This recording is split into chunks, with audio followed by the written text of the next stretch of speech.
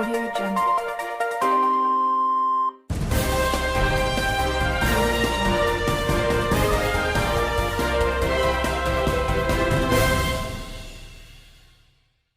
Audio Jungle.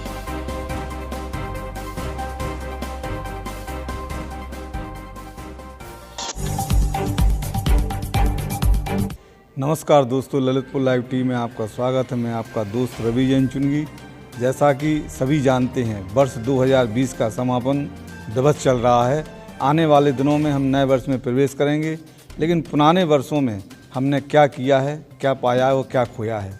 हम धार्मिक, सामाजिक और राजनीतिक सभी स्तरों से हम अपने आप का आंकलन करेंगे, संकलन करेंगे और यथावत स्थिति को समझेंगे।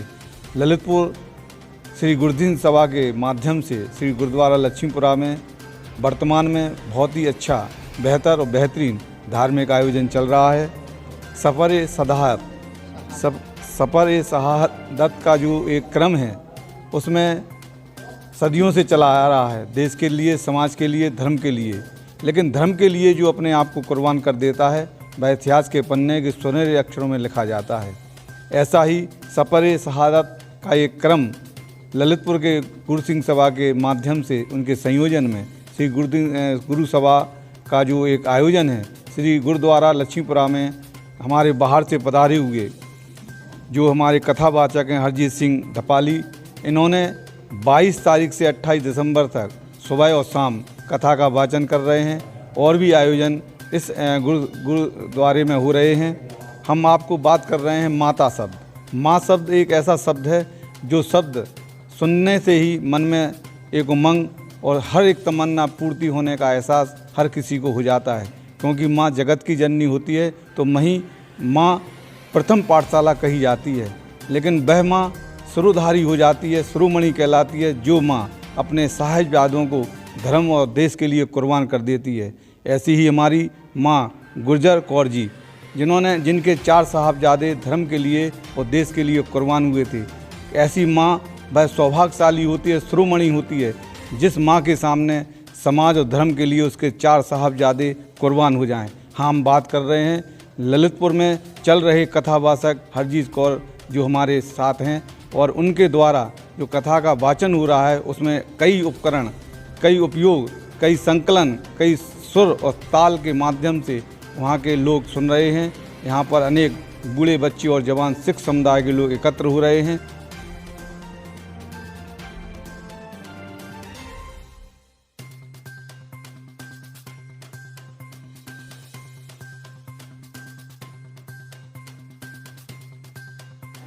हम शहादत की बात करें, कुर्बानी की बात करें, तो सिख समुदाय में ऐसे रत्न, ऐसे महापुरुष हुए हैं जिनको हम याद करते हैं तो आंखें नम्न हो जाती हैं, तो दिल हमारा खुश हो जाता है और हमारा सिर गर्व से ऊंचा हो जाता है। हम बात कर रहे हैं ऐसे ही शहादत के जुड़े हुए बाबा साहब के बारे में जानकारी देंगे। जैसे देखो, सिख धर्म में जैसे आपने बात की, बहुत सी शहादतें हुई हैं। जब हमारे धर्म में आज हम साहिबजादा बाबा फतेह सिंह की बात कर रहे थे, उनकी मात्र उम्र 7 साल थी। सब में पूरी कौम, पूरी दुनिया में देखोगे सबसे छोटी उम्र के शहीद भी सिख कौम के पास हैं और सबसे बड़ी उम्र के शहीद भी। जैसे ये तस्वीर है बाबा दीप सिंह जी की। बाबा दीप सिंह, उन्होंने अपने जो उनकी वृद्धावस्था थी तब शहादत दी सिख कौम के लिए। जब मुग़लों ने दरबार साहब पर अटैक किया तो बाबा दीप सिंह जब उस समय वृद्धावस्था में थे, तब वो अपना वहाँ से फौज लेकर दमदमा साहिब थे पंजाब से, अमृतसर की तरफ गए और उन्होंने दरबार साहब में हमला करने वाले उन जालिमों को उनको सबक सिखाया और अपनी शहादत दी। कहने का भाव है कि सिख कौम में, सिख धर्म में शहादत का संकल्प बहुत बड़ा है। जो अपने गुरु पर जानकारी मिली है, वो सिर अपना हाथ पर लगकर काफी गुरु बानी का फैसला, जो भी सिख गुरु के रास्ते पर तय जाओ तो प्रेम खिलन का चाओ, सिर तर तली गली मेरी आओ। जब भी सिख मतलब सतगुर आग्या सीस भेट दिओ, ਜਦੋਂ ਸਿੱਖ ਆਪਣਾ ਸਿਰ ਅਰਪਣ ਕਰ ਦਿੰਦਾ, ਹਰ ਇੱਕ ਸਿੱਖ ਦਾ ਜਿਹੜਾ ਸਿਰ ਆ ਤਲੀ ਤੇ ਆ, ਉਹ ਗੁਰੂ ਮਹਾਰਾਜ ਸੱਚੇ ਪਾਤਸ਼ਾਹ के ਉਹ ਸੰਕਲਪ ਨੂੰ, शहादत ਦੇ संकल्प ਨੂੰ मानदा, या गुरु की बख्शिश, गुरु की रहमत उस पर होती है। उसको सादा भाषा में, हिंदी भाषा में किस तरह से पेश करेंगे?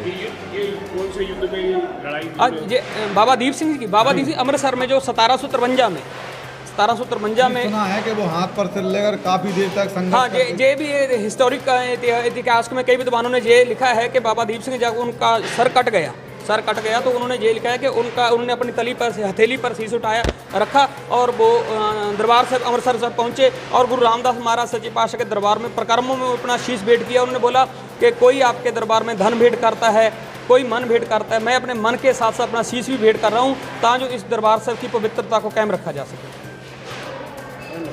जिस तरह जो कुर्बानी और शहादत की बात है, तो बाबा दीप सिंह ने काफ़ी समय तक लड़ते हुए अपना सिर, जब उनका लड़ाई और सेना में सिर कट गया था तो उस सिर को उनने अपनी हथेली पर रखकर काफ़ी देर तक लड़ाई लड़ी और वह सिर हाथ पर लेकर और उस जगह पहुँचे बाबा रामदास के पास और उन्होंने कहा कि लोगों ने धन और अनेक प्रकार की अपनी कुर्बानी या अपना सब कुछ समर्पण किया, आज मैं धर्म और समाज के लिए ये सिर अर्पण कर रहा हूँ। इस तरह की सदाहत हमेशा याद रखी जाएगी। इस माहौल में जो हमारे पधारी हैं, एक हमारी महिला सिख समाज की महिला हैं जो पेशे से डॉक्टर हैं, हम उनसे ही बात करते हैं कि माता का जो 4 साहबजादों का जो कुर्बान करने का क्रम है, इससे उन्हें क्या प्रेरणा मिलती है। वो भी एक माँ हैं, हम उनसे जानना चाहते हैं कि माँ की भूमिका क्या है, कृपया बताएं। नमस्कार, मैं डॉक्टर हरजीत कौर ललितपुर से बोल रही हूँ। माँ की भूमिका एक ऐसी भूमिका है जो अपने बच्चों को स्टार्टिंग से प्रथम जो पाठ हम देते हैं अपने बच्चों को वो आगे बढ़ने का देते हैं। लेकिन ये माता जो गुजर कौर थी, जिन्होंने अपने 4 साहिबजादे की शहादत दी और पूरे मानवता को एक संदेश दिया कि हम अपने बच्चों को इस प्रकार तैयार करें कि वो आगे बढ़कर कभी शहादत भी देना पड़े तो वो पीछे ना हटे। लेकिन इतनी बड़ी कुर्बानी जो हमारे साहिबजादों की दी गई है, वो शायद पूरे हिंदुस्तान क्या पूरे मानवता को, पूरी दुनिया को एक नया संदेश देती है और हम सब उनके नतमस्तक हैं कि ऐसी शहादत जो सफ़र शहादत दी गई है उसका कोई मूल नहीं है। धन्यवाद। तो जिस तरह माँ का रूप अपनाने वाली हमारी डॉक्टर साहब जो हैं, जिन्होंने चिकित्सा पेशे के साथ साथ माँ की भूमिका को अदा किया, तो हम बिना पिता के भी बात नहीं कर सकते। हमारे साथ एक राजू सिंधी हैं जो पिता की भूमिका के साथ साथ इस शहादत दिवस में पधारे हैं और उनने अपनी बात कहने का क्या भूमिका है माँ की और पिता की। हमारे गुरु गोविंद सिंह जो हिंदू धर्म के भी रक्षक रहे हैं और सर्वथा उन्होंने रक्षा की है मानव जाति की। उनके 4 साहबजादे एवं माता गुजरी कौर की आज शहादत का दिन है और उनकी शहादत को हम लोग नमन करते हैं एवं श्रद्धा सुमन अर्पित करते हैं। वैसे जानकारी के अंतर्गत हम बात करेंगे तो पेशे से पत्रकार और अधिवक्ता हमारे साथ हैं मंजीत सिंह जी सलूजा, जो श्री गुरुद्वारा के एक बतौर सेवक हैं, तो वहीं गुरु सिंह सभा के पदाधिकारी। शहादत दिवस के संदर्भ में आप कुछ उल्लेख करें। देखिए, ये सफ़र शहादत जो है, ये बात देश में भी चल रही है कि बाल दिवस जो है इन बलिदानी बच्चों के याद में ही मनाया जाना चाहिए देश के अंदर। गुरु गोविंद सिंह और सिख धर्म की जो बात है, गुरु गोविंद सिंह जी के पिता गुरु तेग बहादुर जी शहीदी को प्राप्त हुए जब काश्मीरी पंडित संदेश लेकर आए कि आज हिंदू धर्म कोई कुर्बानी चाहता है, तो गुरु गोविंद सिंह बाल अवस्था में उन्होंने पिता से कहा कि आप ही महान व्यक्ति हो सकते हैं जो इनकी रक्षा करेंगे। तो बालक के कहने पे गुरु तेग बहादुर जी ने औरंगजेब को खबर भेजी और अपनी शहादत दी। गुरुद्वारा शीशगंज दिल्ली में बना जहाँ उनकी शहीदी हुई थी। और इसके उपरांत वे रण के क्षेत्र में गए, धर्मांतरण उनका ये किसी विशेष जाति से वैर नहीं था। उनका ये कहना था कि हमें मानवता की रक्षा करना है, हमें धर्म की रक्षा करना है। ये ऐसा एग्जाम्पल मिलेगा कि एक जिस कौम गुरु नानक की गद्दी वो पे विराजमान थे, लेकिन हिंदू के जनेऊ और चोटी के लिए उन्होंने संघर्ष किया। उन्होंने युद्ध में उनकी पिता शहीद हुए, उनकी जो धर्मपत्नी जिनको माता गुजरी जी। मैं जानना चाहता हूँ कि एक माँ जब अपने बेटे को जन्मती है, अपने पुत्र को जन्मती है, जो उसके 9 माह उसके गर्भ में रहता है, जो तकलीफें भोगती है, ऐसी माँ जब अपने 4 साहबजादों को देश और धर्म के नाम कुर्बान कर देती है, हंसते हंसते कुर्बान कर देती है, ऐसी माँ के प्रति आपकी क्या सोच बनती है? देखिए, ये हमने जो है जो अमृत का प्याला जिसने पी लिया है, फिर वह परमात्मा का हो जाता है। फिर वो माँ नहीं है, वो तो फिर जगत जननी हो गई है। वो सर्व की रक्षा करने का संकल्प हो जाता है, वो सिर्फ पुत्र मोह नहीं रहता है। मैं एक बात और बताना चाहूँगा, जब गुरु साहब के चारों साहिबजादे शहीद हुए, तब ये खबर जब उनको भेजी गई कि 2 साहिबजादे जो है दीवालों में चुनवा दिए गए और शहीद हो गए, 2 शहीद हो गए, तो उन्होंने क्या कहा था, इन शिष्यों के, है ना, इन शिष्यों के शीश थे, मतलब जो शिष्य सामने बैठे थे, वार दिए सुत चार मुँहे तो क्या हुआ, जीवत कई हजार, है ना। उन्होंने कहा मेरे तो हजारों पुत्र हैं। तो उनके बारे में जैसा भी कथा हमारे जो आए हैं डोपाली जी, उन्होंने कथा में भी बातें बताई गई थी उन्होंने भी, कि उन्होंने ये कहा था कि देखो, अगर मैं अपने बच्चों को पीछे कर दूंगा तो वितकरा हो जाएगा, भेदभाव हो जाएगा, मेरे बच्चे पहले जाएंगे शहीदी में। अभी गुरुजी ने मतभेद और मनभेद से ऊपर उठकर, त्याग और तपस्या से ऊपर उठकर जो कुर्बानी होती है, जिसे हम त्याग कहते हैं, जिसे समर्पण कहते हैं, और वह अंतरंग से किया जाता है तो रोम रोम एहसास में प्रफुल्लित हो जाता है, खुशमय हो जाता है। ऐसी वो माँ जगत जननी जिसके लिए सभी प्रणाम करते हैं। तो हम बात कर रहे हैं कथावाचक जो हमारे ललितपुर में पधारे हैं। ललितपुर लाइव टीवी उनका स्वागत करती है, और हमारी जो कथावाचक हैं, मैं इनसे ही जानना चाहता हूँ कि माता का इस समाज में, इस धर्म में क्या स्थान है, और आपकी कथा के माध्यम से आपका संदेश जन संदेश के रूप में किस तरह प्रभावित होता है। ललितपुर लाइव टीवी देख रहे समूह दर्शकों को वाहिगुरु जी का खालसा, वाहिगुरु जी की फतेह। जैसे आपने बोला है कि माँ, तो माँ का क्या रोल होता है, जहाँ अगर आप गुरबानी से देखेंगे तो हमारे लिए सबसे बड़ा उपदेश गुरबानी का है।